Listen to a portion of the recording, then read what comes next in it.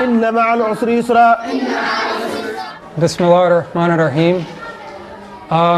About 6 or 7 years ago when I was in college, one of my best friends in school left to go to a research project here in Senegal. While he was here, he converted to Islam. When he came back, he was Muslim, he was practicing, he was not doing any of the things that we did before. He was not, running around being wild and crazy. And it changed our friendship a lot. But I wasn't going to let a religion come between us. I stayed friends with him, and then just watching him over 5 years, seeing him grow as a Muslim, had a strong impact on me. Then I moved to New York, and he called me up one day and said, "Hey, my sheikh from Senegal is in New York. You should go visit him, go meet him, greet him." And I'd heard he had told me a lot about this sheikh, so I thought, okay, a big important person. I would like to see him. I would like to meet him. So I go to meet him in New York, and just greeted him, and that was it. He didn't have too much to say. And after I walked away from there, I was a little disappointed. I had more questions for him. I had more things on my heart that I wanted to tell him. So I go back the next day. He sees me, calls me in. I talk to him for a little while. And just after meeting him, seeing how he simplified things, and seeing how my friend had changed and grown, by the end of the night I had converted. I had taken Islam. I really did not know that much about Islam.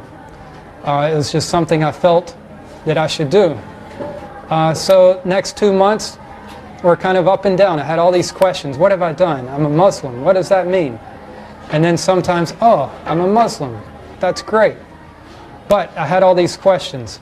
Ramadan was coming up. My friend was going to Senegal. He said, "Why don't you come with us? Go to Senegal." So I said, okay, why not? I have these questions. So I came here for Ramadan for 3 or 4 weeks. Got my questions answered. I saw this Islamic community and how it worked, and how strong it was. I came one other time to visit, and that second time I came to visit, I didn't want to leave. I was here. It was secure, it was safe, I could see everything working well.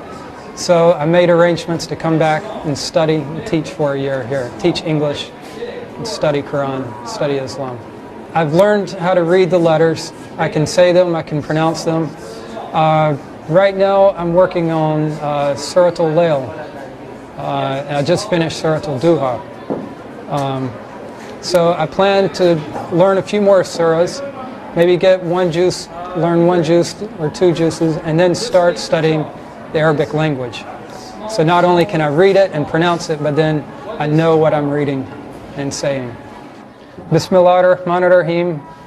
Wal-duha wal-layli idha saja ma wada'aka rabbuka wa ma qalla wal-akhiratu khayrun laka min al-ula wala sawfa yutika rabbuka fatarda alam yajidka yatiman fa'awwa wa wajadaka dalan fahadda wa wajadaka ailan fa'agna wa amma yatima fala taqhar wa amma sa'ila fala wa asila ila fahmi amaka li ahkam din halim.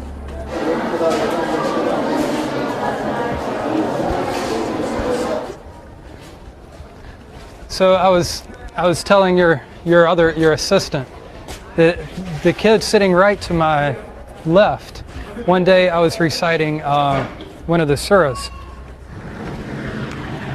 Surah Al-Adiyat. I happened to make eye contact with him, and as soon as he heard what I was saying, heard maybe 2 words, he joined in and carried me the rest of the way reciting the surah. And I was amazed. Here's this little 8-year-old kid, and he could, hear 1 or 2 words and go the rest of the way perfectly reciting it.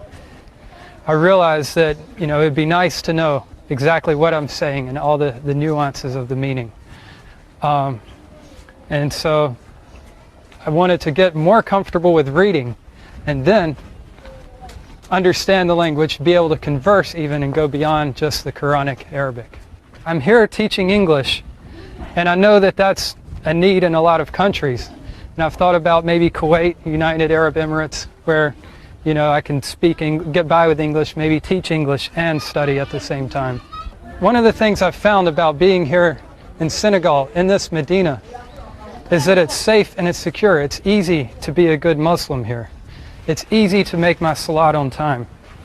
You know, it's easy to do all my prayers. Whereas in the United States, it's very difficult to be a good Muslim. There are just so many distractions, so many things to keep you from making salat on time, to keep you from studying Quran, to keep you, you know, from making your early morning prayers.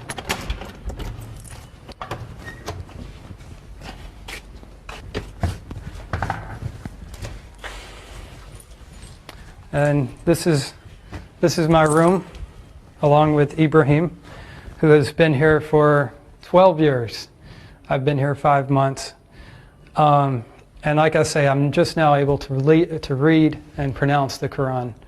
Ibrahim has been a big inspiration on me, not only for just watching him live as a good Muslim, but seeing him being able to even converse and speak Arabic.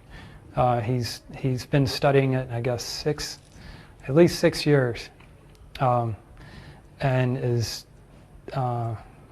much farther